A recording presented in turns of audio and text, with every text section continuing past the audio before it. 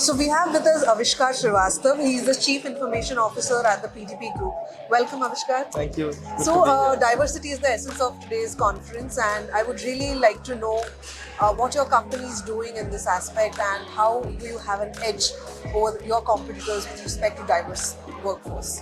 Thank you for the question. So diversity is very relevant in today's time, and we've been saying this for the past few years as well, that logistics industry needs more diversity, needs more women in the workforce. I believe now it's time to talk about how are we going to do it today, because we are having these conferences where we are discussing a lot of things, but we need to address the pain points. The pain points, for example, we are looking for hiring women as forklift operators, as loading supervisors. Now, we are not getting a lot of applications for these women.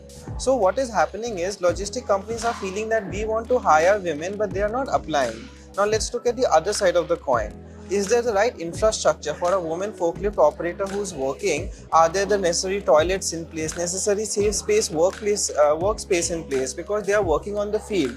So women don't feel that motivated, like how do I apply for this role? How will I be in a group of where there are 30, 40 mechanics and operators? How do I function there?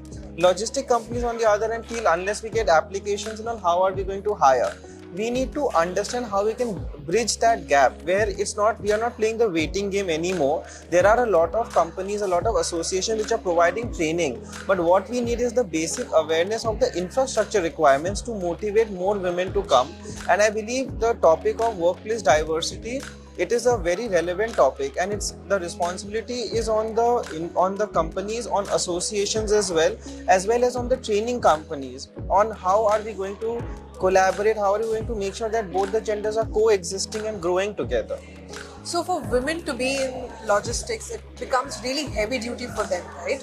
And they have to make some really tough decisions to be in this field, because these are long hours of work, these are heavy lifting kind of physically straining activities. Right. So is there an aspect of training also involved separately for women? Because it's always like men lead and women follow, right? Right. So how are you changing that concept here?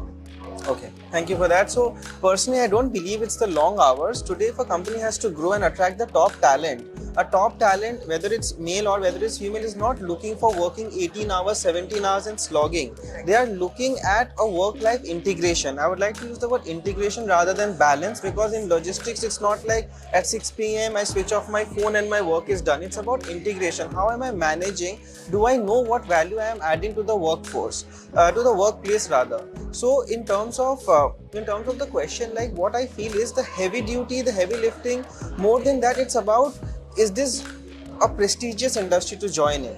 Some places people are wondering whether, why should I join logistics? I'd rather go in the hospitality industry or the IT industry. We need to change the perception of the logistics industry. This is an industry of choice. It's a growing industry. But are we portraying that when we are talking to the younger generation? Are we saying that agar kahin kuch nahi mil raha tab logistics mein aa jana? Or are we saying, no, this is a growing industry. You have to earn your right to be a part of this industry. Similarly, when we're talking about the women, when we're talking about the female workforce, instead of portraying that this is a very heavy duty work for industry, here there's a lot of long hours, that's not particularly true.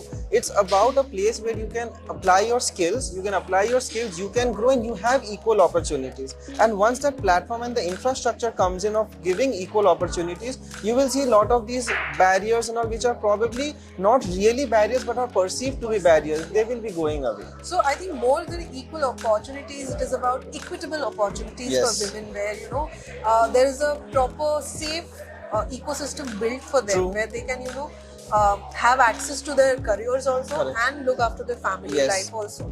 But there are barring few who choose to be a career woman and they don't really want to balance it out. Right.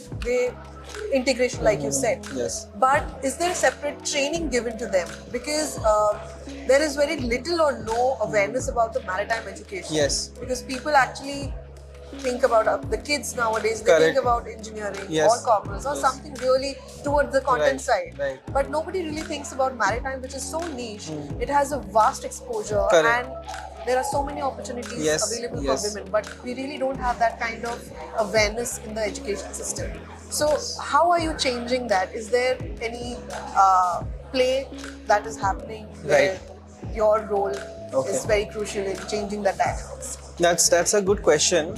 So as you're talking about like the training. Now let's look at it. Logistics has been a male-dominated sector, and in the earlier generation, we were taught it's all about work hard as you can to build a career. The newer generation coming in wants to have work, wants to have a prestigious work environment, a safe work environment, and they also want other things in life. They want to have that friend circle. They want to grow. They want to have a good personal life and professional life. So in some ways, we have to rewire not just for the women only, but even the younger generation of men who are coming in. They are no longer the men who are looking that let me just work 14 hours straight through. We are seeing burnouts which are happening, which is very relevant. In our company, we have hired in-house industrial psychologists. So we are having in-house industrial psychologists in our company. And what's the reason for having them? Let's say you're working in my company and you're a woman, or you may be a man as well, and you're not performing well. Initially, we are only dealing on a subject knowledge based matter. So if you're not performing well, probably you're not good for the job. But having an in-house industrial psychologist helps us understand the underlying trends. Probably your employee is not performing that well because the manager is dismissing their opinions, and then they feel that I just need to stick to my job and go home. Probably they are having some issues at home which they cannot discuss with the manager, and this is affecting their work life as well. So when we talk about training, yes, there is a vocational training. You need training of the subject matter, but you also need someone who is there to hear you, to bring the human element. In the end, logistics is about coordination, cooperation. We are talking with agents all across the world. It's an industry where the human element is very important.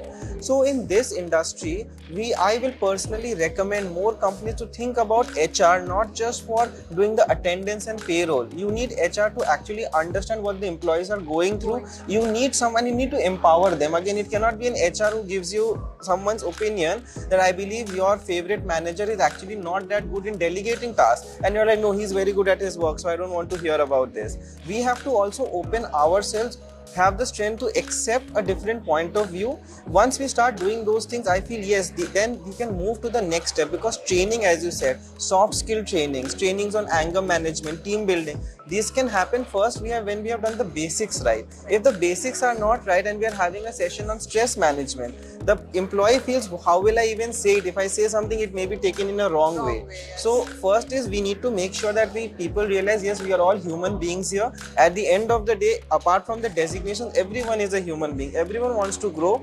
Everyone wants to contribute to the company. So the moment we have these things in place, where we have a industrial psychologist or even a HR team who is empowered to take decisions, you will see a lot more people voicing their opinions, and in the end that will make the work environment better. It will lead to the company's growth. It will lead to more people feeling that, hey, look at this company, my friends working in this company, they're having so many different kinds of things. Which industry is that? Logistics. Oh wow, logistics industry is doing all this. So it's in our hands to change our perception. Thanks a lot, Avishkar. It was really nice meeting you. Yes, same here. Thanks for your insights. Thank you.